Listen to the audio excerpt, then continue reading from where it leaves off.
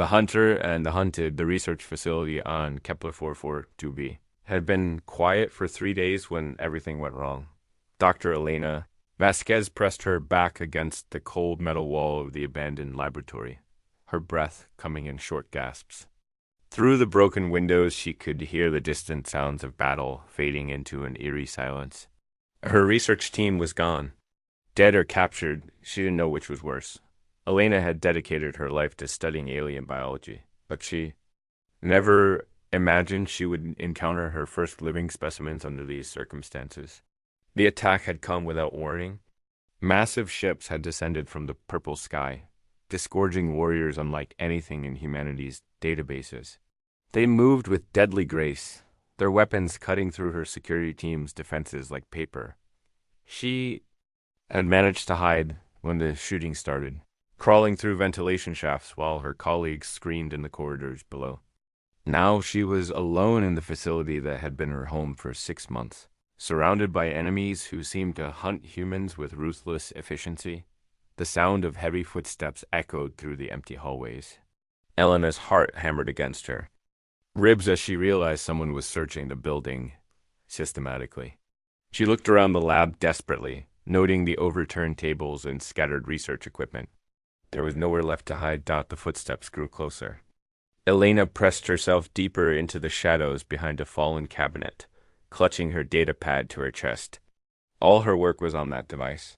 6 months of research into the planet's unique ecosystem, discoveries that could change humanity's understanding of life in the universe.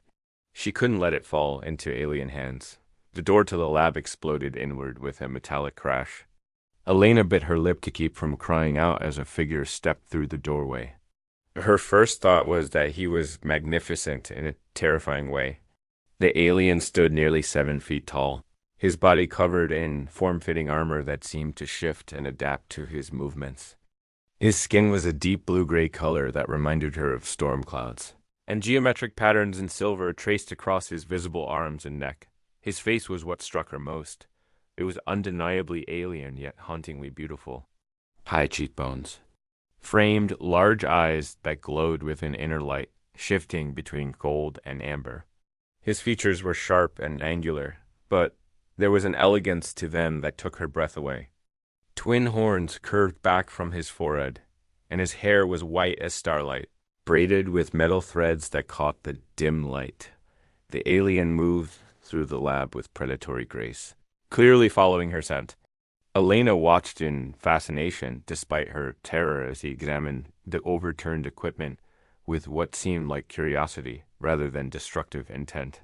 His hands, she noticed, ended in retractable claws, but he used them with surprising delicacy.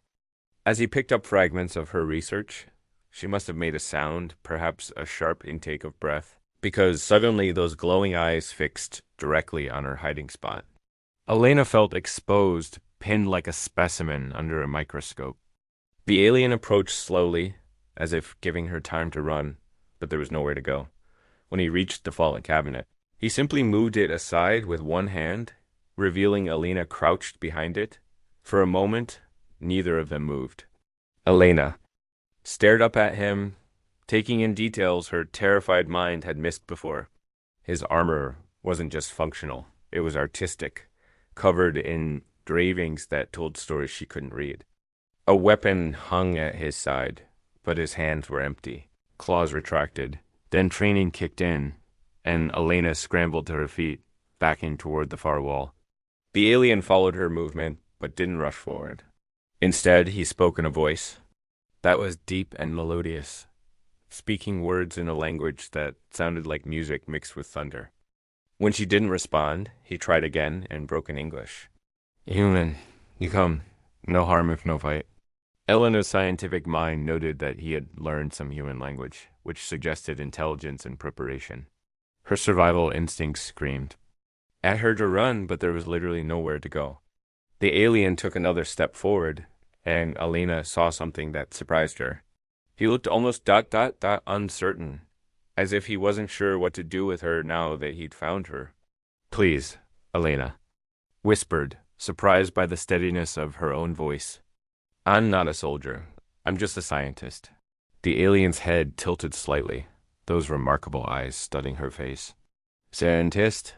He repeated, clearly unfamiliar with the word. Elena nodded, holding up her datapad. Research. Study. Learn. Something shifted in his expression. He looked at the datapad, then back at her face, as if trying to reconcile something in his mind. Elena realized this might be her only chance to avoid capture or death. She activated the datapad, showing him images of her research, pictures of the planet's plant life, microscopic organisms, geological formations. The alien moved closer to see the screen, and Elena caught his scent. It was unexpected, like ozone after a storm mixed with something warm and spicy. He was close, enough now that she could see the individual scales that made up his armor, the way his eyes reflected light like a cat's. You study life, he said slowly, his English improving as he focused. Not weapons, not war. Yes, Elena breathed. Life, beauty, understanding. He stared at her for a long moment, then reached out slowly. Elena flinched, but didn't run, as one clawed finger traced the air near her face, not quite touching. You fear, he observed. Yes, Elena admitted. But I also... She paused, trying to find words for what she was feeling. Fear, yes, but also fascination. Here was a being from another world, another evolution entirely, and he was speaking to her, despite everything. Despite the attack and the death of her team, she was witnessing something miraculous. You also what? He asked, his voice gentler now. Elena looked into those glowing eyes and made a decision that would change everything. I also think you're beautiful.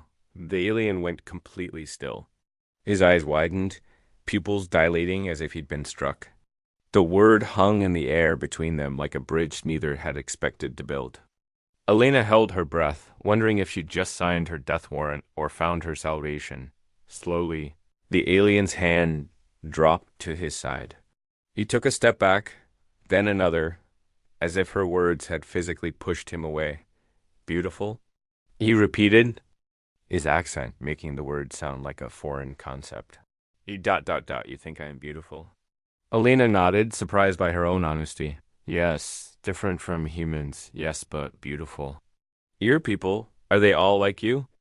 The alien's mouth opened slightly, revealing teeth that were sharp but not monstrous.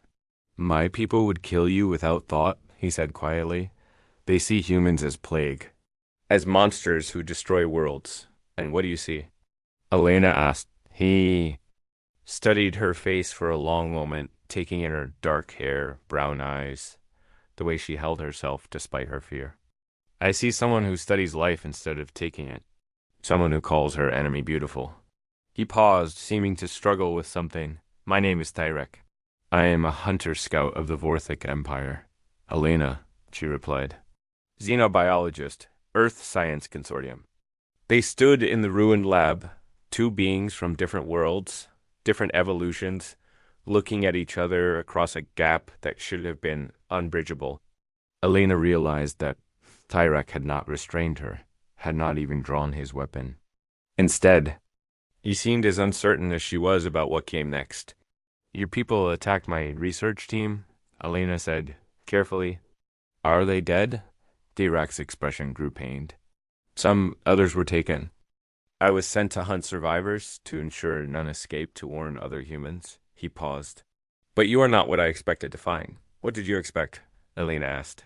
Monsters, Tyrek said simply. Beings of pure aggression and destruction. That is what we were taught, but you...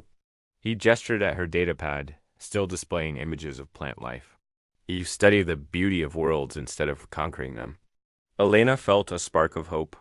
If she could make him understand, if she could show him that not all humans were what his people believed, maybe she could prevent a war. Would you like to see more of my research? She offered. I've discovered amazing things about this planet's ecosystem. Tyrek looked surprised by the offer, but after a moment, he nodded. Elena activated her datapad again, showing him microscopic images of the planet's unique crystalline bacteria. As she explained her findings, she watched his face change from suspicious interest to genuine fascination. This organism, she said, pointing to a shimmering structure on the screen, it creates energy from sound waves. Nothing like it exists on Earth or any other world we've studied. It's completely unique, completely beautiful. Thyric leaned closer to see the screen, his breath warm against her shoulder. You find beauty in such small things, he observed. Morthic looked for conquest, for resources, for strategic advantage, but you look for wonder. Alina smiled, the first genuine smile she'd felt since the attack began. Wonder is what makes life worth living. Knowledge, discovery, understanding, these are the things that drive me. She showed him more images, explaining her theories about the planet's evolution, the way different species had adapted to the unique environment. Thyric listened intently, asking questions that revealed a sharp intelligence behind his warrior exterior. Why do you tell me this? He asked eventually. I am your enemy. Your people are dead because of mine. Elena met his glowing eyes steadily. Because I believe understanding is always better than fear. Because you could have killed me the moment you found me, but instead you're listening to me talk about bacteria. Because despite everything, I don't think you want to be my enemy any more than I want to be yours. Thyric was quiet for a long time, processing her words. Finally, he reached up and touched the side of his head, activating some kind of communication device. Elena tensed, wondering if he was calling for backup, but instead he seemed to be making some kind of report. He spoke in his own language, his voice low and urgent. Elena caught a few words that sounded familiar from her linguistic training, but most of it was incomprehensible. When he finished, he looked at her with an expression she couldn't read. I have told my commanders that this sector is clear, he said quietly, that there are no survivors to report back to human space. Elena stared at him in shock. You lied for me?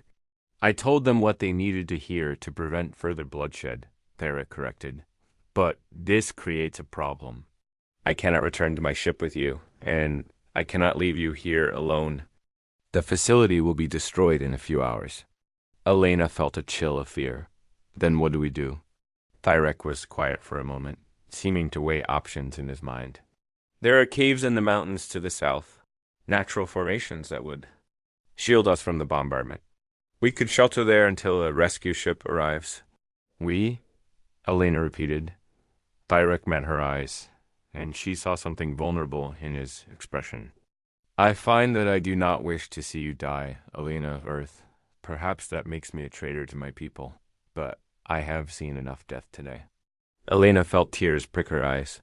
This alien warrior, this being who had been sent to hunt her, was risking everything to keep her alive. Why? She whispered. Thyric reached out slowly, giving her time to pull away. When she didn't, he gently touched her face with one clawed finger, tracing the path of a tear she hadn't realized had fallen. Because in all my years of conquest and war, no one has ever called me beautiful. Because you look at life and see wonder instead of opportunity. Because I think there is more to learn from you than from 1,000 conquered worlds. Elena leaned into his touch, feeling the warmth of his skin against hers. We might not survive, she said. Then we will die having seen something new, Thyric replied. Something neither of our peoples expected to find.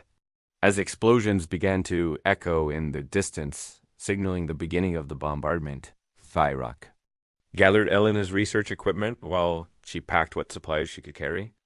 Neither of them spoke about the impossibility of their situation, about the war between their peoples or the consequences of what they were choosing. Instead, they moved together through the facility, two survivors from opposite sides of the galaxy, bound together by something neither had expected to find among the ruins of first contact. Two hearts, two worlds. The caves were deeper than Elena had expected, stretching back into the mountain like a vast underground cathedral. Thyric had led her through the entrance, just as sky above erupted in fire. The human research facility disappearing in a series of brilliant explosions that lit up the alien sunset. Now they sat by a small fire that Thyric had built was surprising. Skill, sharing rations from Elena's emergency pack. The flames cast dancing shadows on the cave walls, making the crystalline formations sparkle like stars. Elena had been studying the cave system while they walked, noting the unique mineral deposits and the way sound echoed differently in different chambers. Your people will miss you, Elena said, breaking the comfortable silence that had fallen between them. They had been in the caves for several hours, and the initial shock of their situation was giving way to a strange sense of peace. Looked up from the piece of equipment he was examining, one of her spectrometers that he'd insisted on carrying. Eventually. But I am a scout, often away from the main force for days or weeks.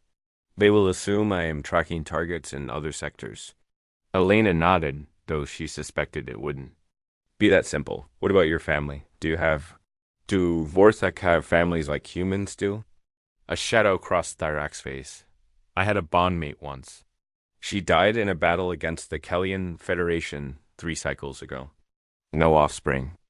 The Empire considers me an ideal soldier because I have nothing to lose. I'm sorry, Elena said softly. That must have been incredibly painful. Thyrak's glowing eyes met hers across the fire. You speak of pain as if it matters. As if feelings have value beyond their tactical use. Elena shifted closer to him, noting the way the firelight played across his scaled armor. Don't they? Don't feelings matter to you? They are supposed to make us weak, Thyrak said, but his voice carried doubt. Vorthek warriors are taught to suppress emotional attachments. They interfere with duty. Elena smiled sadly. Humans believe the opposite. We think feelings make us stronger. Love, compassion, hope, they give us reasons to fight, to explore, to create. Even grief has value because it means we cared about something enough to mourn its loss. Thyrak was quiet for a long time, staring into the flames. When my bondmate Sira died, I felt as if part of my soul had been torn away. The pain was so intense I could barely breathe. My commander said this weakness would pass. That duty would fill the empty space she left behind. Did it? Elena asked gently. No, Thyrak admitted. I became a better killer, but I never stopped feeling empty. Until ... He looked at her, and Elena saw something raw and vulnerable in his expression. Until I met a human scientist who called me beautiful and showed me wonder in microscopic life forms. Elena felt her heart skip. She reached across the small space between them, placing her hand over his.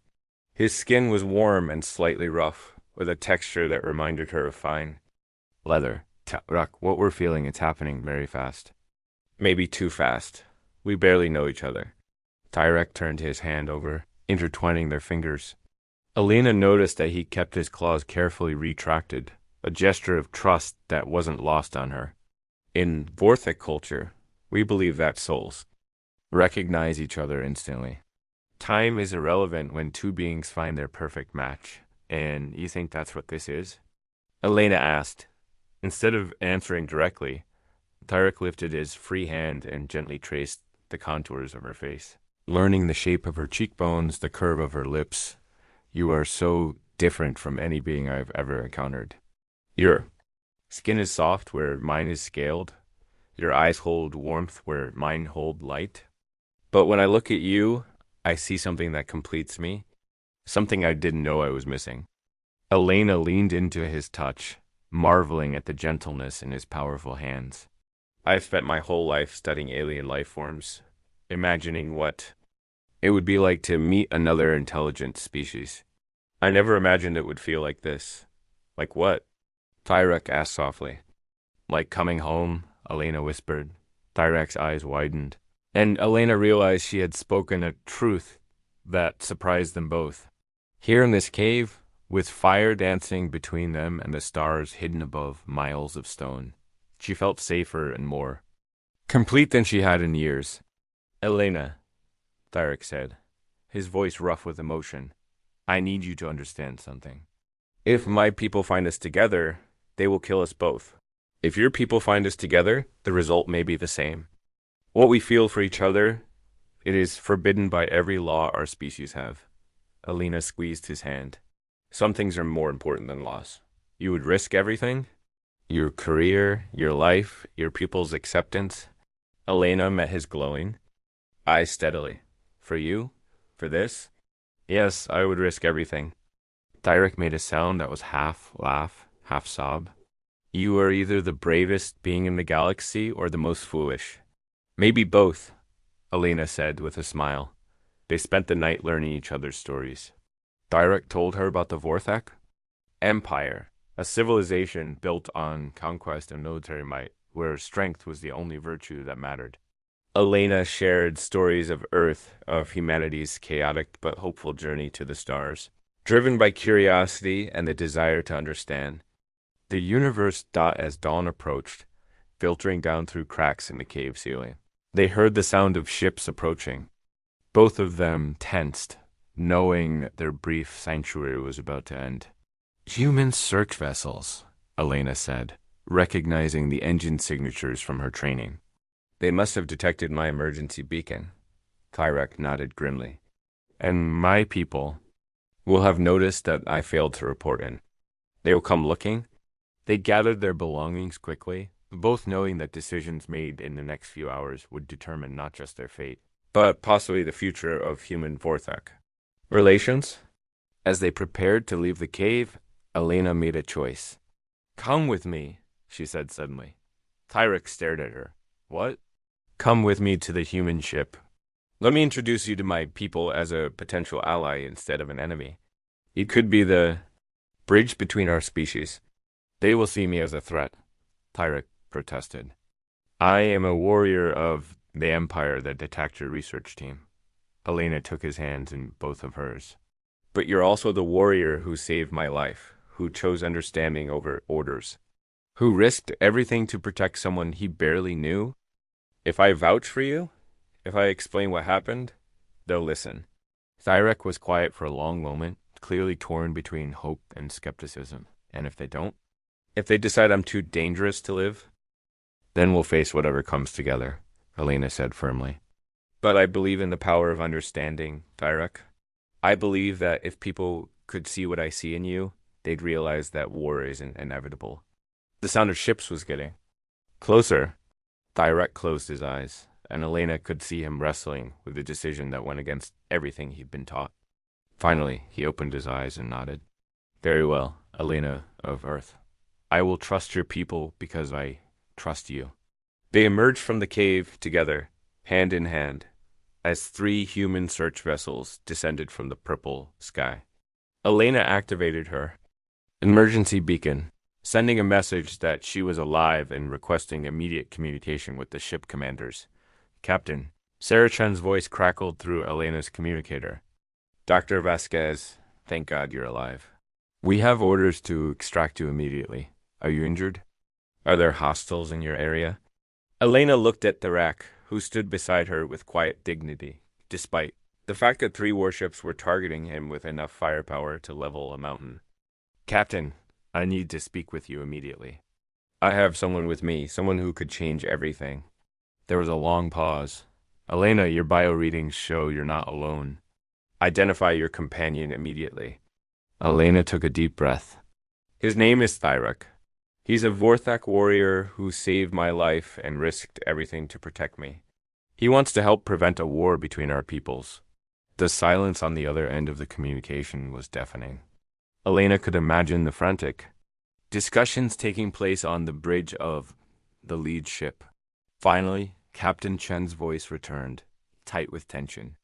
Elena, you need to step away from the hostile immediately. We have you in our sights. No, Elena said firmly. If you want me to come aboard, he comes with me, as my guest and under my protection. Tyrek squeezed her hand. Elena, don't risk your life for me. I'm not risking my life, Elena replied, loud enough for the communicator to pick up. I'm saving it, we're saving it. Both of our species. After what felt like an eternity, Captain Chen spoke again. Elena, you're asking me to bring an enemy combatant aboard my ship.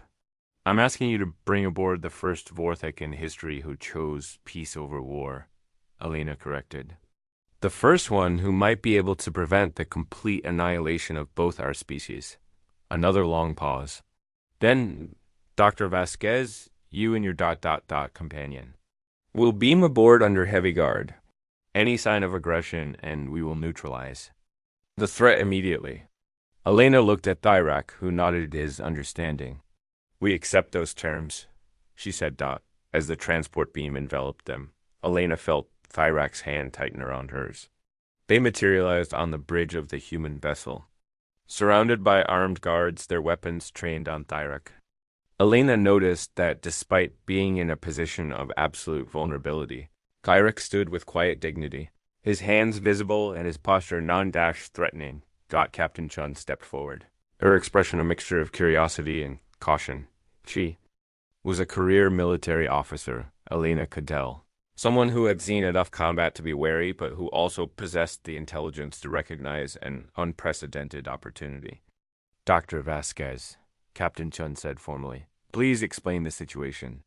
Elena stepped slightly in front of Thyrak, a protective gesture that wasn't lost on anyone present. Captain, this is Thyrak of the Vorthic Empire. 3 days ago, he was sent to hunt down survivors from the research station. He found me, and instead of killing me or taking me prisoner, he chose to protect me. He lied to his own commanders to keep me safe. Captain Chun's eyes fixed on Thyrak. Is this true? Thyrak spoke for the first time since boarding the ship, his English clear and precise. It is true, Captain Chun. I was sent to eliminate human survivors. Instead, I found Dr. Vasquez, who showed me that everything my people believe about humans is wrong. You are not the monsters we were taught to fear.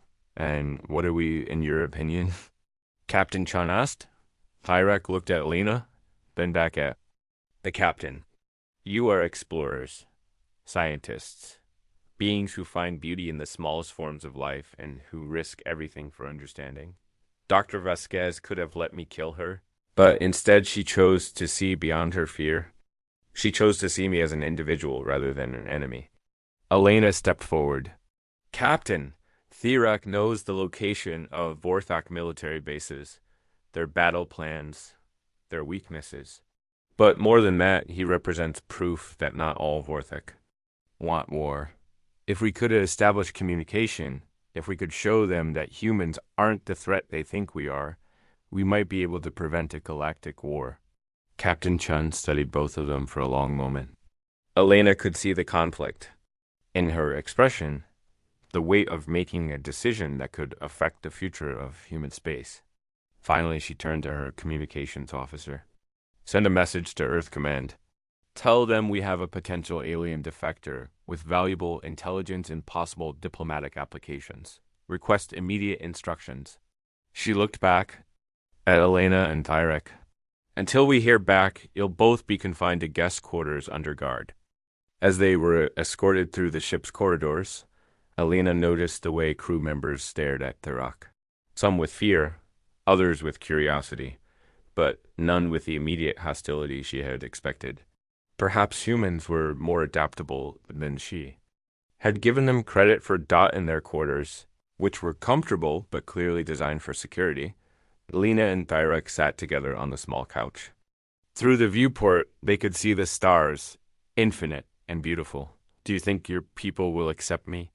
Thyrak asked quietly. Elena leaned against his side, feeling the steady rhythm of his breathing.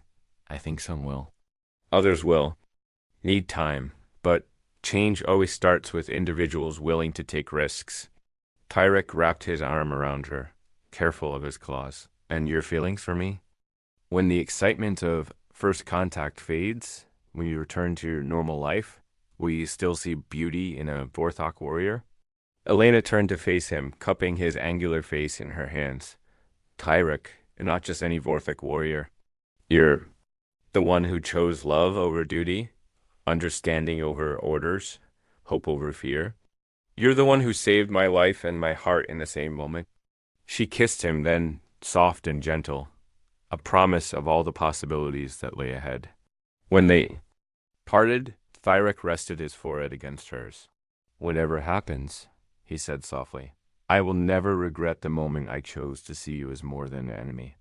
And I will never regret calling you beautiful, Elena replied. Outside their viewport, the stars continued their ancient dance, witnesses. To a love that had bridged the gap between worlds and perhaps changed the fate of two species forever. In the distance, more ships were approaching, both human and Vorthak, drawn by the unprecedented situation that had developed between their peoples. Elena and Tyrek held each other and watched the stars, knowing that whatever came next, they would face it together. They had found something in each other that neither had expected: hope, love, and the possibility that understanding could triumph over fear. The future remained uncertain, but for the first time since the war began, it held the promise of peace.